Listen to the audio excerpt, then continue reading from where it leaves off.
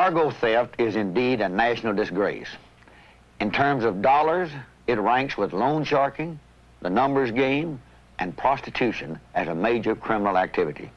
The president has termed such theft a serious threat to the reliability, efficiency, and integrity of the nation's commerce, one which seriously erodes industry's profits, results in higher prices for consumer goods, and provides support for unlawful activities. It's estimated that the overall loss from cargo theft runs several billion of dollars a year, at least $2 billion or more dollars. Now, the federal government is taking some voluntary steps to support the transportation industry in its fight against cargo crime, although I feel that much more could be done. City campaigns have been instituted under the direction of the Department of Transportation to coordinate the efforts of industry, labor, and the law enforcement community. The Department of Justice, through the Law Enforcement Assistance Administration, is underwriting the development costs of new security concepts. This movie is a report on such a concept, a cargo security system for the trucking industry. This concept has been developed for LEAA by the Aerospace Corporation and its subcontractor, Hoffman Information Identification Incorporated of Fort Worth, Texas. Congressman Pickles' reference to the overall cargo theft loss of several billions of dollars, that's billions with a B, included ship, train, air, and truck cargo. Now, nearly all of those several billions of dollars in cargo theft occur in the trucking industry. These cargo loss figures represent only the actual dollar loss claims paid by the carriers. The real cost of cargo crime is many times higher. Of utmost consideration is the cost of claim processing and security, which cuts deeply into the carrier's already thin profit margin and ultimately forces up the cost of all goods to the American consumer. We looked into where and how cargo thefts actually occurred in the trucking industry. Now, using data from industry, as well as the Department of Transportation, some interesting things surfaced. The most newsworthy part of cargo theft is truck hijacking. It is dramatic, certainly sensational, and most dangerous to the driver. Less well known is grand larceny, as practiced by this thief, where our system gives the warning in real time. With this warning, the dispatcher can immediately alert the police as to what is happening and where. Police car assignment could then be earlier, followed by rapid and direct response. If early arrival is achieved, then we cut off the outlet to the fences and shady dealers. This concept had to be translated into real hardware. To keep the cost down, remember we set our upper limit at $1,000 per year per vehicle. We were able to use available sensors and displays and develop a way to piggyback or share the truck radio communication channel presently used by the dispatcher. First, let's look at this channel sharing. This is where the dispatcher keeps track of all his trucking assignments. The very same voice channel can deliver location and truck sensor information to the computer here in the console. This display shows overall status of the trucks. When any sensor on the truck is activated, that truck's readout blinks, and the dispatcher can investigate what is happening.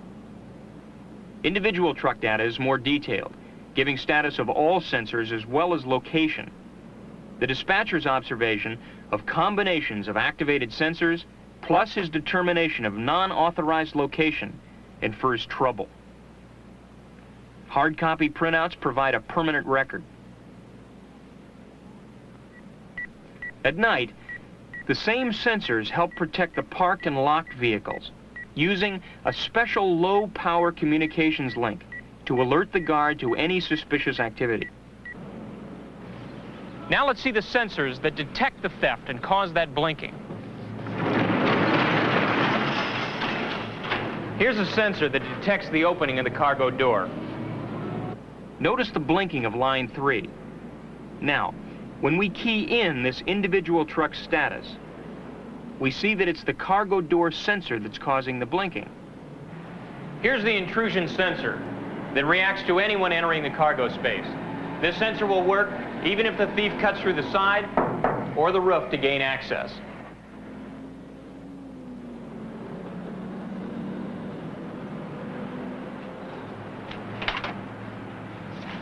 Here's the sensor that's installed in the cab door to indicate door opening. And there's a seat sensor installed in this truck seat to show driver presence. If the loaded truck is stolen after hours from the lot, we also have this magnetic sensor on the wheel to signal if the truck is being moved. All the sensors you've just seen were available off-the-shelf items, but the tough problem was to find a reliable, low-cost vehicle location system, accurate within about one city block, so we could determine whether or not the stop was authorized. A market survey showed that no hardware was available within our cost limitations.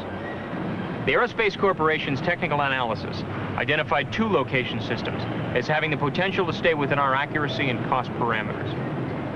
The first of these 2 methods uses very small transmitters, like this one, mounted on utility poles along the truck routes. Each transmitter radiates a unique identification code over a limited area.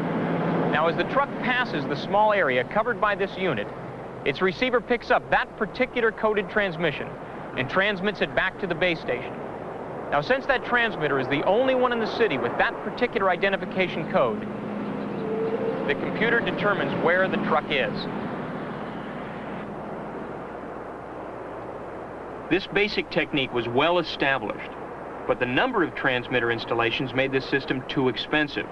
We were able to eliminate 3 out of 5 of these transmitters, called electronic signposts, which then made the system cost-effective.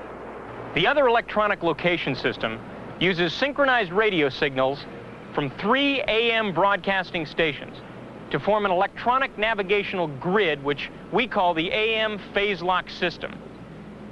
Now, as the truck moves through the city, its receiver picks up the AM signals, compares them, and relays the comparison back to the base station computer, which matches the information to the established grid over the city for accurate determination of location. In order to verify feasibility of this AM broadcast concept, experimental receivers were hand-built into these 3 large chassis and installed in this golf cart to provide mobility. Concept feasibility testing was conducted using these experimental receivers to measure critical distances, which were found to be extremely stable when checked versus known landmarks. All that electronic gear has been miniaturized into this receiver unit for easy installation in the truck. This unit is the truck's master control for interfacing the whole system to the regular communication channel. The final decision was to include both electronic signposts and the AM phase lock system in our first testing program to check system hardware feasibility. In this pilot test program, sensors and control units were installed in 6 trucks. Their routes were selected to provide us with data in a tough downtown environment, in an area with railroad tracks and metal buildings, and out of the radio triangle, near the coast. The base station was installed at a trucking company headquarters in Santa Fe Springs, California. With the cooperation of city officials and utility companies in Santa Monica, Vernon, and Los Angeles, California, the electronic signposts have been installed on utility poles. With excellent cooperation from stations KFI, KNX, KPOL, and the Federal Communications Commission, we installed highly accurate automatic frequency controls for the AM phase lock system in the 3 stations. The daily operations of the 6 trucks are being monitored, and technical data are being acquired to determine what design changes are needed to make the cargo security system a most effective instrument in cargo crime prevention and detection. This test is proving that the hardware is feasible. In particular, the test has already produced the very first real-time location printout by AM phase lock technology. A formal field test will be undertaken as part of the overall program in a major city using a complete truck fleet. Fleet dispatcher and driver acceptance will be addressed, but this field test will primarily determine the value of this system for actually reducing cargo theft.